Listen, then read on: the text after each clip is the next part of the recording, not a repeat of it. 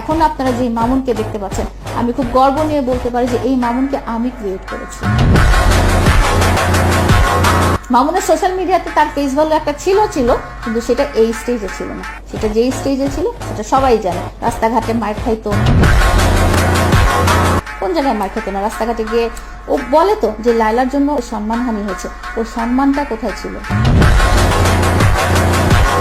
আমার প্রশ্ন হচ্ছে যে তোমার সম্মানটা কোন দিক দিয়ে ছিল? তুমি নাচো গাও, সেই হিসেবে তোমাকে তো কেউ মিডিয়া কর্মী হিসেবে ধরেই না, মেইন মিডিয়া কর্মী না। তুমি লাইকিতে নাচো গাও, সেই হিসেবে তুমি যখনই রাস্তায় বের হও তোমার লোকজন পিটাইতে আসে, তোমার দেখতে আসে যে তোমার এই অদ্ভুত চুলের কালার, অদ্ভুত ছিঁড়া প্যান্ট, অদ্ভুত স্টাইলিং এর এইসব মানুষ যখন চিড়িয়াখানায় চিড়িয়া দেখতে আসে সেভাবেও তোমাকে দেখতে আসে। এটাকে তুমি যদি বলো যে সম্মান, তাহলে আমার সম্মানের সংজ্ঞাটাই তাহলে ভুল। সম্মান চলে যেতে হলে আগে তো সম্মান থাকতে হবে। তোমাকে সামনাসামনি মামুন ভাই একটা সেলফি, ওই বানরের সাথে যে একটা সেলফি তুলে মানুষজন চিড়িয়াখানায় তুলেন না আপনারা, ওইটাও কিন্তু তুলে, তাহলে কি বানরের একটা সম্মান হয়ে গেল?